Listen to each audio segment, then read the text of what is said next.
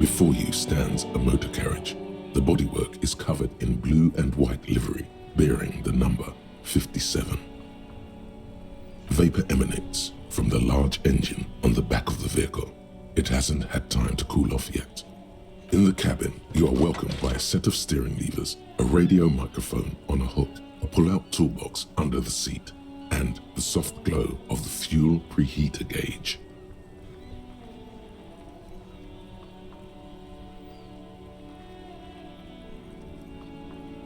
All right, ready? I turn, you press start. It's next to the preheater.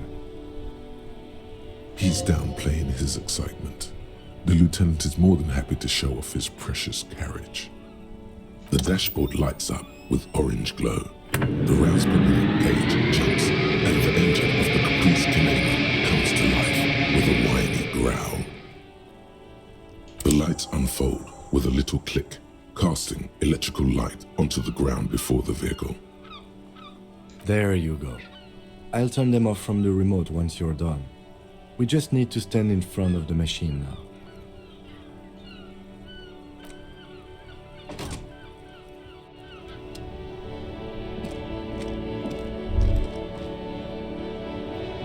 As you hold your ledger's clip under the headlamp, an iridescent hologram appears.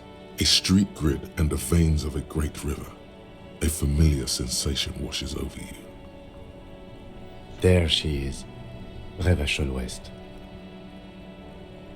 Around the borders of the watermark are dozens, no, hundreds of micro-perforations. The rectangular watermark is overlaid with the logo of the RCM, and yet the major arteries of Revachol are all recognizable. They shimmer in the Kanema's headlights.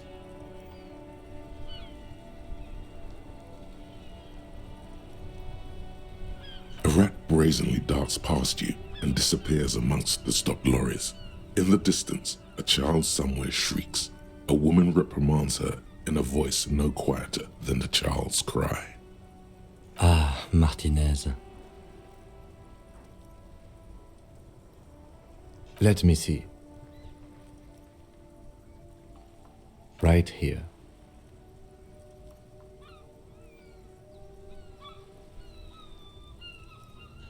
It has its problems. The rectangular watermark is overlaid with the logo of the RCM, and yet the major arteries of Revachol are all recognizable. They shimmer. Let me see. Right here. Oh yes. Coal City. Le Royaume. The burnt-out quarter. There are many of them, and they are divided into 3 separate rows. The first row has 18 dots. Not bad for what? You don't even know what it means yet. The next is the longest. It runs all the way around the border, and then some. There are so many, it's hard to count. More than 150, at least, maybe even 200. The last row has 3 perforations. That's it. Those are perforations. They represent your record as an officer of the RCM. They are your statistics, as it were. I should have guessed you'd keep a record. Officers often do. Let's take a look. The first row represents your years of service. 18 years. Okay, not bad at all. What did you do before you volunteered?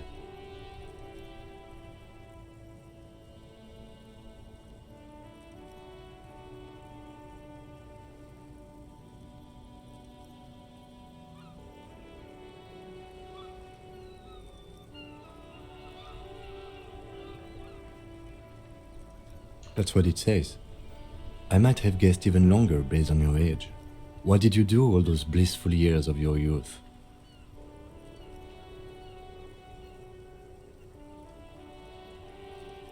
Cool. I'm glad you joined us. Not a lot of money in doom crying. Let's move on, shall we? This next row, the one that wraps all the way around, is your number of closed cases. Closed is good. It means finished. You've got, let's see. Wow, more than 200. It's quite a lot, even for someone who's been on the force for nearly 2 decades. Usually, clearing more than 10 cases a year puts you in the 90th percentile of all RCM officers.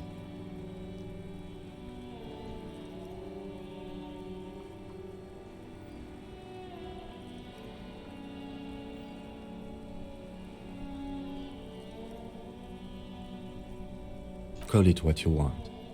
You are a valuable member of your precinct. Now, let's look at the last row. Right. Those are your confirmed kills. You've got precisely 3 perforations there. For an RCM officer, especially Precinct 41, which is in the Jamrock quarter, it's rather tame. I mean that in a good way. What's it feel like to kill a man, Mr. McCoy? A young woman asked the man across the desk from her. Honestly, babe, says John McCoy, crossing his ankles over said desk. I don't feel anything anymore. It's just like brushing my teeth. I do it once or twice a week and don't really think about it. There's no trace of guilt in his voice. There are certain officers who treat their kills like some kind of ghoulish game. If they do happen to solve a case, it's usually by accident. But it seems as though you are, or at least were, one of the good ones. So we have that to be thankful for. Yes. It's not a problem for him to state it, however. Everyone has their own method of coping. Some more effective or self-destructive than others. Personally, I find it helps to keep up a few hobbies. Oh, this and that. Let's not get into it now. Why not gardening? You've already got the yellow gloves. It's meant in earnest. Please don't mistake it for a jab. The lieutenant nods. Right. I'll go turn off the lights. You can now see your statistics on your journal page, to the right of the task description.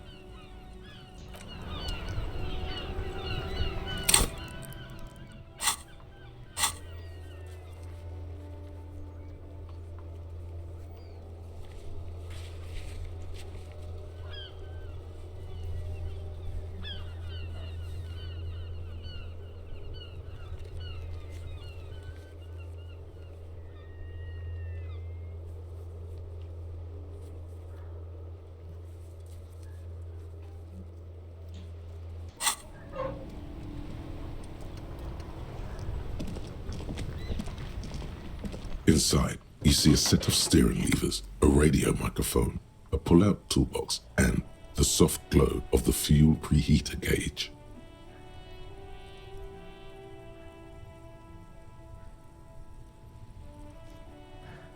The frequency tableau lights up, and a green button labeled Prime Line glows like a feline eye. And then you hear something. The soft purr of electrical kittens, radio waves cast far and wide over the metropolis. A woman's voice greets you through the static. This is Precinct 57. Hello, Lieutenant. How may I assist you? Hello, Alice. Please assist our colleague from the 41st precinct here. I'm putting him on.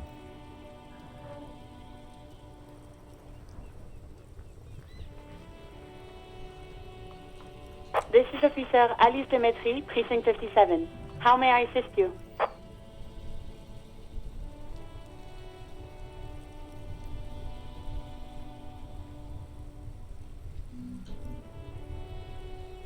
Of course. What is her number, officer? Yes, hold on. Her number is 005 1944 298. Received. Hold on, officer.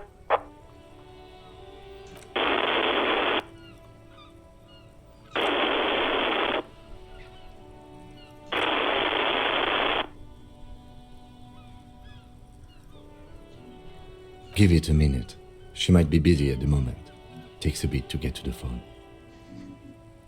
Just wait. Relax.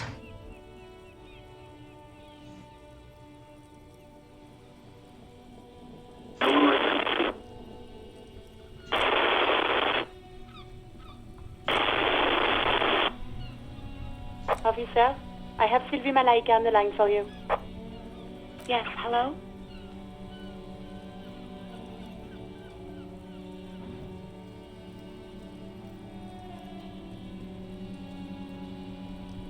Oh, right. Hello, officer. What can I do for you?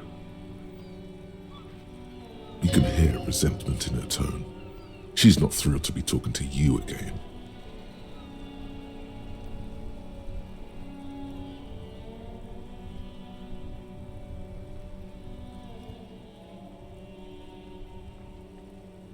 You mean, why did I leave the bar? Honestly, I'm not really comfortable discussing it with you, sir.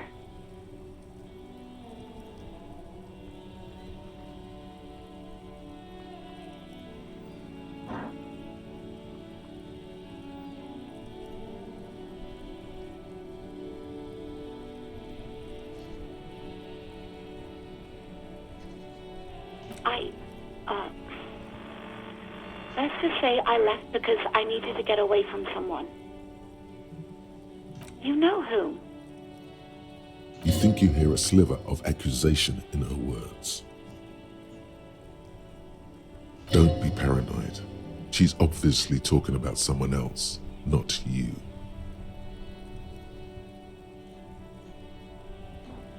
Maybe, I don't know. I just know I have to take some time off right now. No, not me.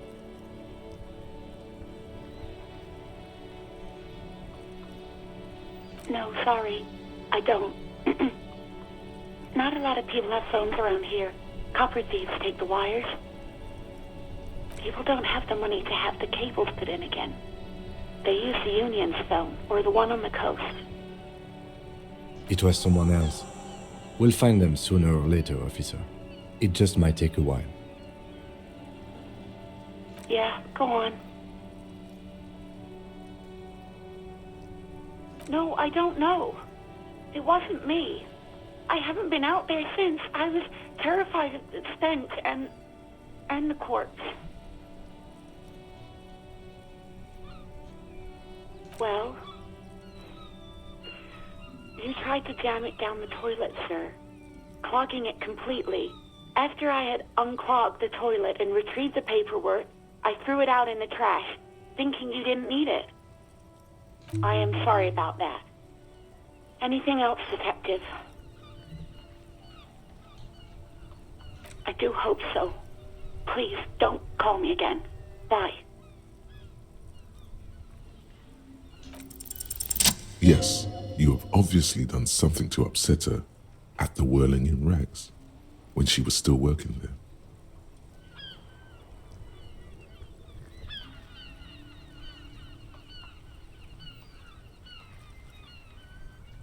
I'm not mad, it's just, you were so drunk and so emotional all the time, and then the skewer thing happened. It just made me want to quit.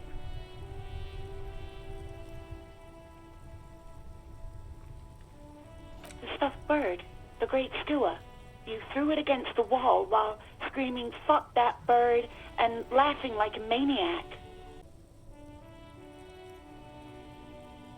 I think you said it had been giving you shit ever since you got there.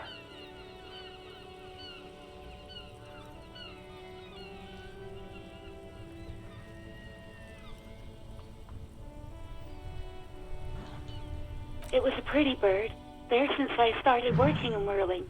I really liked her. We call her Scotty.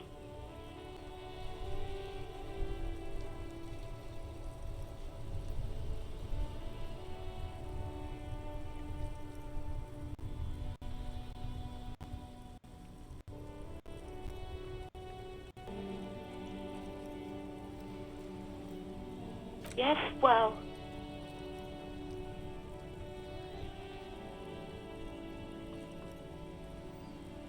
Yes, obviously.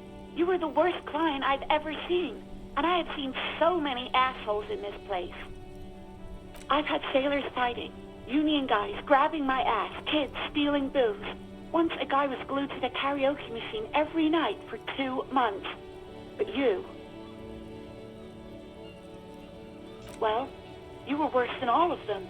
Honestly, you were getting borderline aggressive. Even about little things like not turning down the volume at 3 a.m. I even liked one of those songs you kept listening to on repeat. No more. I hate it now. We Go On by the O.O. I can't listen to it anymore. You've turned it into a parody. To hell with that song. Then there was your room. Your project. An experiment to see how bad it can get in there. I tried to send the cleaner, but you wouldn't let me. Threatened to make me understand.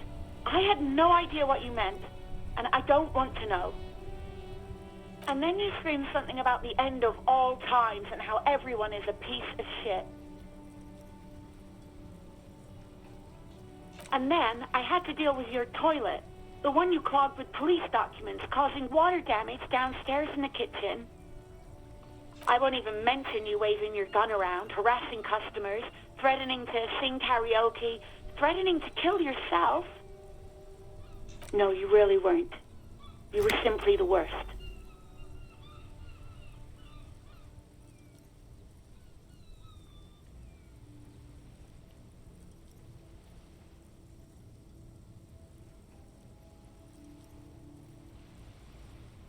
God, I knew I shouldn't have brought it up.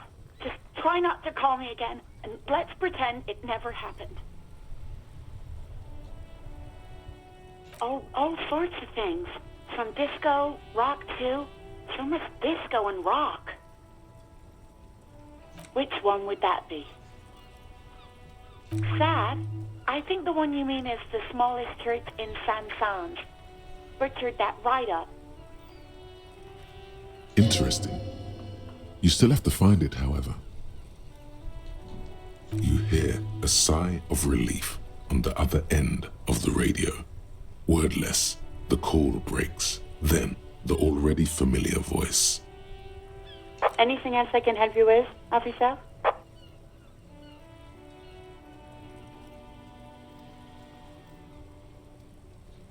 "57's over and out." In the cabin, you see a set of steering levers, a radio on a hook, a pull-out toolbox, and the soft glow of the fuel preheater gauge. This is Precinct 57. How may I assist you? Just a second, officer.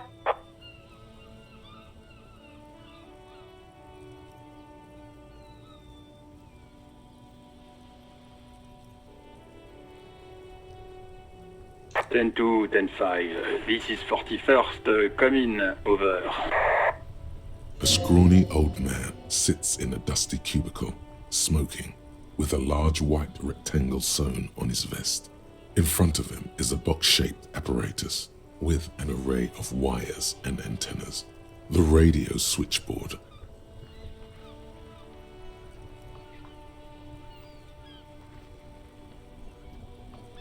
10-4, what's your status? Over.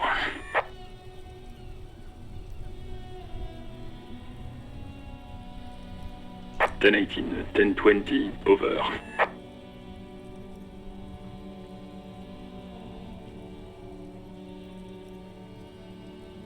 Ten 18, 10-20, over.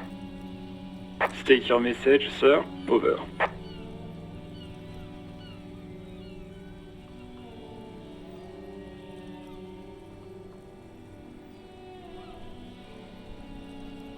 Ten 9, repeat message. Over. 10-4, message received. This is a very serious situation. I need to 10-22 the captain. Over. Is it him? What does he want? Says he lost his badge and needs to report it. He what? He lost his badge? This is Communication Officer Jules Pidieux, sir. Over. You mean your partner? Over. What is he saying? He's asking who you are. I'm his goddamn partner. It's your partner, Satellite Officer Vitmar, sir. Over. Did he lose his memory along with his fucking badge? Who lost his badge? Dick fucking Mullen. Who do you think? It's Officer Dick Mullen from the bestseller Dick Mullen and the Lost Identity. Dick Mullen is not your name. It's the name of a fictional detective who would not lose his badge. Defend yourself. Immediately. They're laughing at you.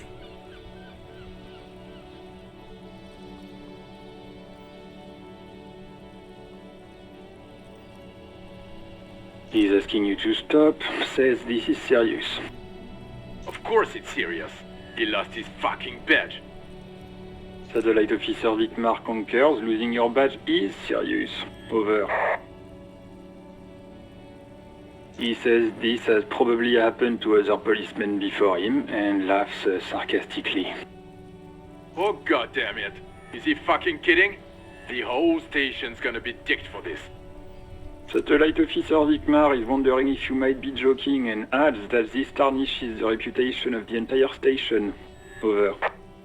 Mullen dicked us.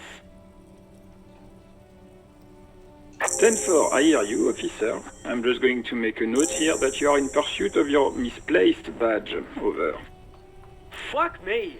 Mac, come here. You've got to hear this. Dick Mullen lost his badge. What's going on? Super Cop here lost his badge. He lost his what now? His badge. He lost his goddamn fucking badge.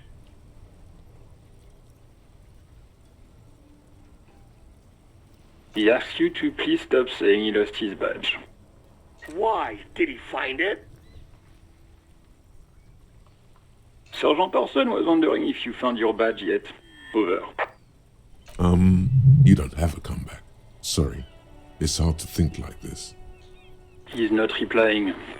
Looks like he's still looking for it. 10-9, come again. I didn't get that. Over. New heights even for Captain Sober. Ask him. Ask him if he's lost his gun, too. Sergeant Orson wants to know if you lost your gun too. Over. Check your pockets. Check your... Holy fuck. You don't know where it is, do you? No. It's gone. It's not fucking on you. Don't sweat it, Bratan. You don't need a gun to have fun. We can still have fun. It's not all over. 10-9, come in, officer. Did you get my question? We were wondering about your gun. Over. Even before you can get the words out, everything gets scrambled in your brain.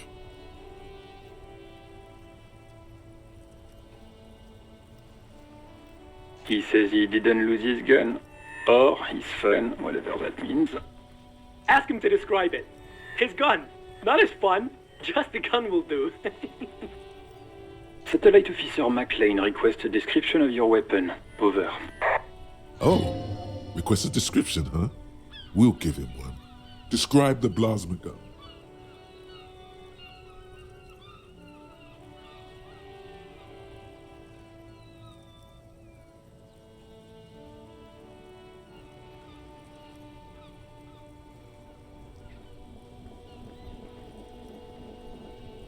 It's a single-shot kill A9, an Armistice to be precise. Says it's a kill 9mm Armistice. Armistice? What, is he a fucking... Clearly he doesn't have his Villiers anymore. Dear God, he lost his gun. Oh my, I can't. This isn't really a laughing matter.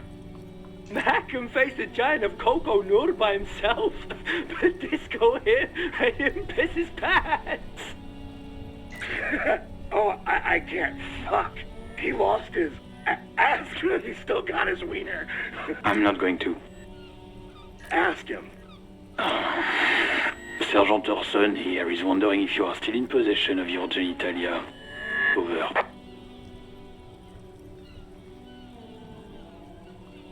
That's a negative. Not going to say that. Over. What's he saying? Share with the class. He said he sodomized your mother. The prick ate Mama's vanilla waffles at the captain's birthday party. Some nerve he's got. Sure her vanilla waffles were the only thing he ate? Shut up, Chester. This isn't funny. This is my mom we're talking about. Tell him to apologize right now. Sergeant Orson requests that you apologize for the claims that you made about his mother. Over. Mac, he says you shouldn't have antagonized the Firewalker in the first place. Who? Satellite Officer V. I'm afraid he might be referring to himself as Firewater, sir. Firewater? He's lost it. Fuck it. Tell him to find his goddamn badge and gun. That's the only thing that matters. Satellite Officer V. 10-4, affirmative. Officer is in pursuit of his firearm. Oh, God, Officer, do you need further assistance? Over. 10-4, I hear you. I don't have the authority to grant your request, but... What does he want now? He's asking for money. Is he fucking kidding? I don't think he is. Don't give that asshole anything. He's just gonna drink it all. Alright, that's a negative on the additional funds, sir. Over.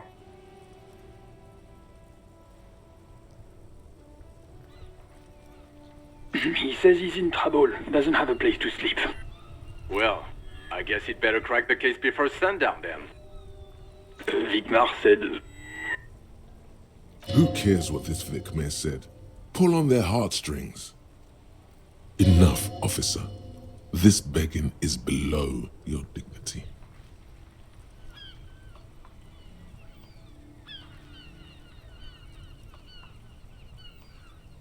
He says it's important to the case. He isn't getting a red cent. You can tell him that. Request denied, sir. Over. Anything else, sir? Over. Roger that. 10-10. Over and out.